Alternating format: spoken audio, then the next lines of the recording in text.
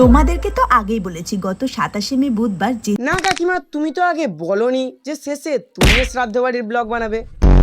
মহাবিপদ নেমে এসেছিল। এতক্ষণে তোমরা নিশ্চয়ই সবাই বুঝে গেছো যে সেই দিনের মহাবিপদটা আসলে কি। হ্যাঁ, এতক্ষণে কেন, আমরা অনেক আগেই বুঝে গেছিলাম যে ঘোর কলিযুগ চলে এসেছে। আগে ভাবতাম বাড়ির একজন ছোট লোক হলে তো আর এমনটা নয় যে সকলেই ছোট লোক হবে। এখন বুঝতে পারছি পুরো ফ্যামিলিটাই ছোট লোক।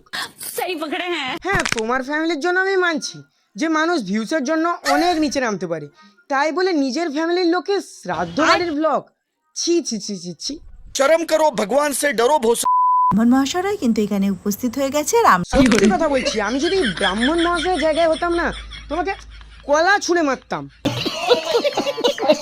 কিছু একসঙ্গে হয় বাড়িতে কিন্তু সবাই খুবই ব্যস্ত ছিল। বাড়িতে সবাই ব্যস্ত, একটা দুঃখের মুহূর্ত, কিন্তু তুমি ঠিক শ্রাদ্ধ বাড়ির ব্লগ বানাচ্ছ। কি লেভেলের ছোট লোক গো তুমি, ছি। মানে কি বলবো। চারিদিক ঘন কালো মেঘে ছেয়ে গেছে, দেখতেই পাচ্ছ তোমরা। আসলে তোমরা যেসব কাজ করে বেড়াচ্ছ না, ভগবানও আর সহ্য করতে পারছে না। সঠিক বলেছেন।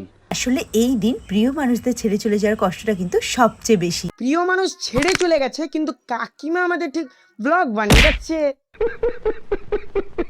এখন বুঝতে পারছি সুমিদির কোনো দোষই ছিল না। বাড়ির বড় মানুষরাই যদি এমন করে বেড়ায়, তাহলে সুমিদি আর কি শিক্ষা পাবে বলো।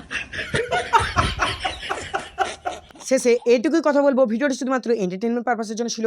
দয়া করে ভিডিওটিকে দেখবে, মজা নেবে আর ভুলে যাবে, গায়ে নেবে না। আর তোমরা সাবস্ক্রাইব করে দাও।